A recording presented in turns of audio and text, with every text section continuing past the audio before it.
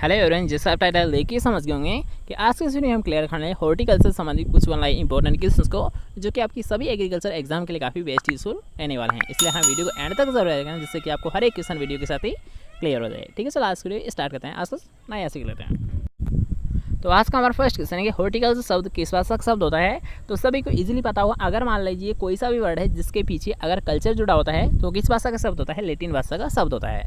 जैसे कि इसका एग्जांपल भी आप देख सकते हो, एग्रीकल्चर। तो यहाँ अगर बात करते हैं एग्रीकल्चर तो इसके भी पीछे क्या जुड़ा होता है यहाँ कल्चर, मतलब क्या होता है ये भी यहाँ एक लैटिन भाषा का ही शब्द होता है। लेकिन एक और हम यहाँ पर ट्रिक यूज़ करते हैं, यहाँ अगर बात करते हैं किसी भी वर्ड के पीछे अगर लॉजी जुड़ा होता है तो किस भाषा का शब्द होता है, वो होता है ग्रीक भाषा का शब्द होता है। ठीक है, जैसे कि बायोलॉजी हुआ, जूलॉजी हुआ, तो किस भाषा के शब्द होते हैं, ये होते हैं ग्रीक भाषा के शब्द होते हैं। लेकिन इसके साथ साथ आपको एक और पॉइंट याद रखना, अगर आपसे पूछ लेते हैं पोमोलॉजी के बारे में, ठीक है, थोड़ा सा ध्यान समझिएगा कि अगर आपसे पूछ लेते हैं पोमोलॉजी के बारे में तो पोमोलॉजी है ना इन दोनों का ही मेल जोल होता है, अर्थात यार इन दोनों का ही एक रूप होता है। अब कैसे होता है इसे भी आप समझ लीजिए। यहाँ पोमोलॉजी, तो यहाँ पोमोलॉजी किन किन से मिलकर बना होता है, ये होता है यहाँ पोमम प्लस लॉजी से मिलकर बना होता है। ठीक है, जैसे कि हमने आपको अभी बताया था कि लॉजी का मतलब होता है यहाँ की ग्रीक भाषा का शब्द होता है। ठीक है, जिसके पीछे अगर लॉजी जुड़ जाता है तो किस भाषा का शब्द होता है, ग्रीक भाषा का शब्द होता है। लेकिन अगर बात करते हैं पोमोलॉजी के संबंध में तो ये पोमम होता है, ये होता है लैटिन भाषा का शब्द, और लॉजी किस भाषा का शब्द होता है, ये होता है ग्रीक भाषा का शब्द होता है। इसलिए यहाँ अगर बात करते हैं पोमोलॉजी तो पोमोलॉजी यहाँ इन दोनों भाषाओं से मिलकर बना होता है। ठीक है, याद रहेगा, एक अपवाद है। अगर बात करें पोमोलॉजी, यहाँ पोमोलॉजी दोनों भाषा का ही शब्द होता है। ठीक है, क्वेश्चन क्लियर हुआ। नेक्स्ट क्वेश्चन क्या बात करते हैं, नेक्स्ट क्वेश्चन आपसे पूछेंगे फलों का अध्ययन क्या कहलाता है। तो यहाँ फलों का अध्ययन क्या कहलाता है, पोमोलॉजी कहलाता है। ठीक है, नेक्स्ट क्वेश्चन क्या बढ़ता है। नेक्स्ट क्वेश्चन एक इजी क्वेश्चन है कि मानव को प्रतिदिन भोजन में कितने फलों का सेवन करना चाहिए। तो सभी को इजीली पता होगा यार। अगर बात है फलों का तो फलों का जो सेवन कैसा है प्रतिदिन ये करना चाहिए, ये किया जाना चाहिए यहाँ 85 ग्राम। कितना किया जाना चाहिए यहाँ 85 ग्राम प्रतिदिन प्रति व्यक्ति को सेवन करना चाहिए। लेकिन अगर यहाँ पर आपसे पूछ लिया जाता है सब्जी के बारे में, यानी जो वेजिटेबल की मात्रा होती है प्रतिदिन प्रति व्यक्ति, तो वो होती है यहाँ 300 ग्राम होती है। ठीक है, अगर बात है फल तो फल की तो कितनी होती है 85 ग्राम होती है। लेकिन अगर बात करें सब्जी तो सब्जी की कितनी आवश्यकता होती है, इसकी होती है 300 ग्राम होती है। ठीक है, नेक्स्ट क्वेश्चन क्या बढ़ते हैं। नेक्स्ट क्वेश्चन आपसे पूछेगा विटामिन सी की कमी से कौन सा रोग होता है। तो सभी को इजीली पता होगा यहाँ अगर बात है विटामिन सी तो इसकी कमी से होता है स्कर्वी रोग होता है। कौन सा होता है, स्कर्वी रोग होता है। ठीक है, स्कर्वी में क्या होता है, जो मसूड़े होते हैं तो उनसे ब्लडिंग स्टार्ट हो जाती है। ठीक है, नेक्स्ट क्वेश्चन क्या बढ़ते हैं। नेक्स्ट क्वेश्चन आपसे पूछेगा कि विश्व में फल और सब्जी उत्पादन में भारत का कौन सा स्थान है। ठीक है, एक अच्छा क्वेश्चन है, कई बार आपसे पूछा भी गया है कि विश्व में फल और सब्जी उत्पादन में भारत का कौन सा स्थान होता है। ये होता है सेकंड होता है, द्वितीय होता है। लेकिन अगर बात है जो फर्स्ट होता है ये किसका होता है, तो फर्स्ट चाइना का होता है। ठीक है, अगर बात है जो फ्रूट एंड वेजिटेबल प्रोडक्शन में तो फर्स्ट स्थान होता है चाइना का और सेकंड स्थान होता है भारत का। ठीक है, नेक्स्ट क्वेश्चन क्या होते हैं। नेक्स्ट क्वेश्चन आपसे पूछा कि विटामिन B2 को क्या कहते हैं, अर्थात इसका सब सेकंड नाम होता है। ठीक है, यहाँ पर आपसे ये भी पूछ सकता है कि जो विटामिन B2 होता है तो इसका रासायनिक नाम बताइए, तो दोनों का एक ही आंसर होगा। तो यहाँ अगर बात करें विटामिन B2 तो इसका क्या होता है, राइबोफ्लेविन होता है। क्या होता है, राइबोफ्लेविन होता है। ठीक है, नेक्स्ट क्वेश्चन क्या होता है। नेक्स्ट क्वेश्चन भी एक अच्छा क्वेश्चन है कि विटामिन A और B, विटामिन A और B का मुख्य स्रोत कौन सा होता है, या फिर क्या होता है, तो ये होता है आम होता है। कौन सा होता है यहाँ विटामिन A, इसके साथ साथ यहाँ विटामिन B का भी एक मुख्य स्रोत होता है, आम होता है। ठीक है, नेक्स्ट क्वेश्चन क्या होता है। नेक्स्ट क्वेश्चन आप सोचे एनीमिया या फिर खून की कमी, कौन से विटामिन की कमी उसी हो गई। तो यहाँ ये भी एक अच्छा क्वेश्चन है। ठीक है, कई बार आपसे पूछा भी गया है कि एनीमिया या फिर खून की कमी कौन से विटामिन की कमी से होती है, ये होती है विटामिन B6 की कमी से होती है। किससे होती है यहाँ, विटामिन B6 की कमी से। इसके साथ साथ यहाँ अगर आपसे पूछ लिया जाता है फोलिक अम्ल, तो फोलिक अम्ल से भी ये बाई चांस देखने को मिल जाती है। ठीक है, याद रहेगा। नेक्स्ट क्वेश्चन की ओर बढ़ते हैं। नेक्स्ट क्वेश्चन आपसे पूछेगा है कि Indian institute of horticulture research कहाँ पर स्थित है। ठीक है, तो यहाँ पर कुछ इंस्टीट्यूट के हम बारे में बात करेंगे जो भी यहाँ एक एग्जाम की दृष्टि से काफ़ी इंपॉर्टेंट है और इनसे भी क्वेश्चन आपको पूछे जाते हैं। इसलिए हाँ इनका भी आपको विशेष ध्यान रखना है कि HSR कहाँ पर स्थित है, ये होती है बेंगलोर में।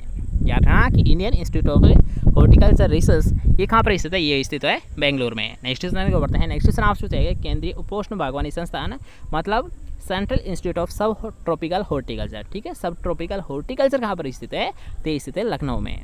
लखनऊ कहाँ पर पड़ता है, उत्तर प्रदेश में। ठीक है, याद रहेगा कि अगर बात करें HSR या फिर यहाँ पर आपसे पूछा गया है Indian institute of horticulture research institute, तो ये कहाँ पर स्थित है, बेंगलोर में। लेकिन अगर बात करें केंद्रीय उपोष्ण बागवानी संस्थान अर्थात सेंट्रल इंस्टीट्यूट ऑफ सब ट्रॉपिकल हॉर्टिकल्चर, तो ये स्थित है लखनऊ में।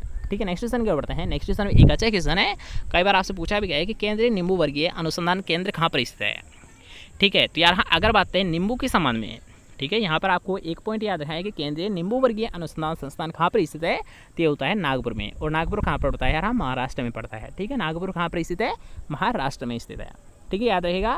नेक्स्ट क्वेश्चन की ओर बढ़ते हैं। नेक्स्ट क्वेश्चन है एक वेरी वेरी इंपॉर्टेंट क्वेश्चन है और कई बार आपसे एग्जाम में पूछा भी गया है कि केंद्रीय बागवानी फसल अनुसंधान संस्थान कहाँ पर स्थित है। थोड़ा सा ध्यान से देखिएगा इस क्वेश्चन को कि केंद्रीय बागवानी फसल अनुसंधान संस्थान कहाँ पर स्थित है।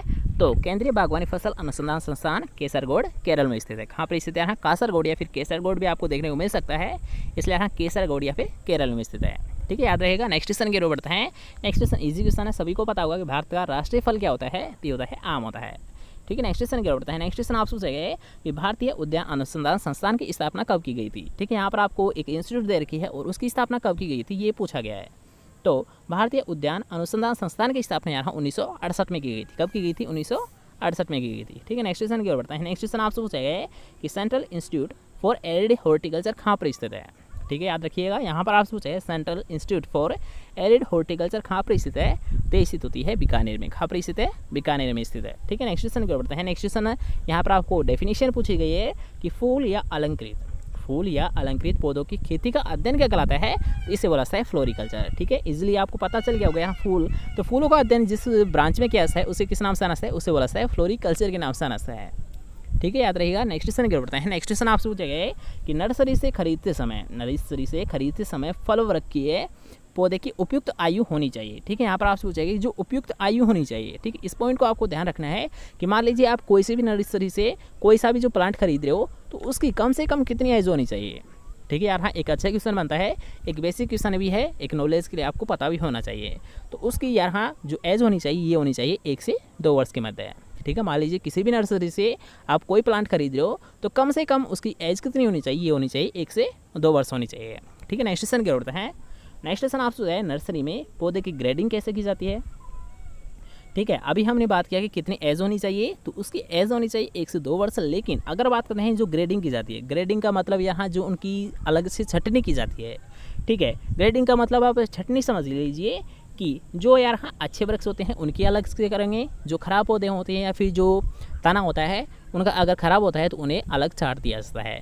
तो उसी के बारे में यहाँ पर आपको एक वर्ड यूज़ किया गया है, ग्रेडिंग। ठीक है, तो ये किस आधार पर की जाती है, तो ये की जाती है तने की मोटाई व ऊंचाई के आधार पर की जाती है। ठीक है, इसका बेस क्या होता है कि जो उसकी ग्रेडिंग की जाती है ये की जाती है तने की मोटाई व ऊंचाई के द्वारा की जाती है। ठीक है, नेक्स्ट क्वेश्चन क्या होता है। नेक्स्ट क्वेश्चन आपसे पूछा गया है बीज के अतिरिक्त पौधे के अन्य वानस्पतिक भागों द्वारा पौधे तैयार करने की विधि को क्या कहते हैं, तो उसे बोला जाता है हाँ अलैंगिक प्रवर्धन। ठीक है, सभी को पता होगा कि हाँ अगर बात हैं बीज के अतिरिक्त, ठीक है यहाँ पर आपसे बीज के अतिरिक्त वानस्पतिक भागों से। ठीक है, यहाँ पर एक पॉइंट को ध्यान रखना है कि वानस्पतिक भागों द्वारा पौधे तैयार करने की विधि को किस नाम से जाना जाता है, तो उसे बोला जाता है अलैंगिक प्रवर्धन। किस नाम से जाना जाता है, अलैंगिक प्रवर्धन के नाम से जाना जाता है। ठीक है, यहाँ पर एक पॉइंट आप ध्यान रखिएगा, थोड़ा सा ध्यान समझिएगा कि अगर बाई चांस पूछ लेता है आपसे कि बीज द्वारा जो पौधा तैयार किया जाता है तो उसके लॉस क्या होते हैं। ठीक है, तो यहाँ इसमें या तो बिल्कुल भी विविधता नहीं होती है। ठीक है, एक तो आपको ये तो पता होगा यहाँ कि अगर मान लीजिए कोई सा प्लांट है आप एक तो प्रोपेगेशन मेथड से कर रहे हो, एक आप कर रहे हो बीज से, तो यहाँ बीज में एक तो पौध तैयार होने में क्या होता है अधिक समय लगता है। ठीक है, फर्स्ट पॉइंट ये बनता है। सेकंड पॉइंट है कि मान लीजिए कोई सा भी आपने जो प्लांट तैयार किया है, ठीक है, वो ग्रोथ तो देरी से होगा ही, इसके साथ साथ यार हाँ जो फल फ्रूट या फिर कुछ भी जो क्रिया करेगा वो जिससे कि आपको प्रोडक्शन मिलेगा वो भी आपको लेट मिलेगा। इसके साथ साथ याद रखा गया कि मान लीजिए आपने कोई सा भी प्लांट तैयार किया है उसमें विविधताएं भी बिल्कुल भी नहीं होगी। ठीक है, उसमें यहाँ विभिन्नताएं भी नहीं देखने को मिलती है और इसको भी यार हाँ कि विभिन्नताएं नहीं मिलेगी तो जो नई प्लांट तैयार होते हैं, ठीक है, जो नए प्लांट तैयार होते हैं जैसे कि संकर पौधे हुए मान लीजिए, तो वो भी प्लांट पैदा नहीं होंगे। मतलब यहाँ की बीज की जो मुख्य हानि थी उन सभी को यहाँ पर मैंने बता दी है, क्योंकि यहाँ इससे भी क्वेश्चन पूछा गया था। ठीक है, तो इसके अकॉर्डिंग आप ऐसे पता लगा सकते हो। ठीक है, यहाँ पर आपसे पूछा है वानस्पतिक भागों द्वारा, तो अभी तो हमने बात की बीज के द्वारा, लेकिन अब बात करते हैं कि वानस्पतिक भागों से अगर मान लीजिए कोई सा प्लांट आप तैयार कर रहे हो तो उसके बेनिफिट क्या होते हैं। ठीक है, तो इसके जो कमियाँ हैं, ठीक है, इसको डायरेक्ट याद रखिएगा कि बीज के द्वारा जो पौधे तैयार होते हैं तो उसकी जितनी भी जो कमियाँ हैं वो यहाँ इसके बेनिफिट हो जाएंगे, इसके लाभ हो जाएंगे। ठीक है, जैसे कि आप समझ सकते हो कि मान लीजिए बीज द्वारा जो पौधा तैयार किया जाता है यानी जो पौधा, तो उसमें क्या होता है लंबा टाइम लगता है। तो यहाँ वानस्पतिक भाग से अगर कोई पौधा तैयार करेंगे तो उसमें कम समय लगेगा। सेकंड पॉइंट है कि उसमें यहाँ विभिन्नताएं नहीं देखने को मिलती है बीज के द्वारा, तो लेकिन अगर बात है वानस्पतिक भाग के द्वारा तो इसमें यहाँ होती है यहाँ विभिन्नताएं देखने को मिल जाती है। ठीक है। और तीसरा हमने बात की थी कि नए जो प्लांट होते हैं या फिर नई कोई किस्म बन जाती है कभी कभी किसी जैसे कि संकर पौधे के माध्यम से हमने समझा था, तो यहाँ संकर पौधे बनने की संभावना किसमें होती है, यहाँ वानस्पतिक भागों द्वारा होती है, लेकिन यहाँ बीज के द्वारा नहीं होती है। ठीक है, सभी पॉइंट क्लियर हुए। तो आज के लिए बस नहीं, कैसा लगा आज का वीडियो कमेंट करके जरूर बताएं। अगर आपको वीडियो पसंद आया तो वीडियो का दें एक लाइक, इस वीडियो का दें अपने दोस्तों के साथ शेयर, और चैनल को अभी तक सब्सक्राइब नहीं किया है चैनल को लीजिए सब्सक्राइब। मिलते हैं नेक्स्ट टाइम पर, तब तक लीजिए यहीं से बात, बाय बाय, टेक केयर।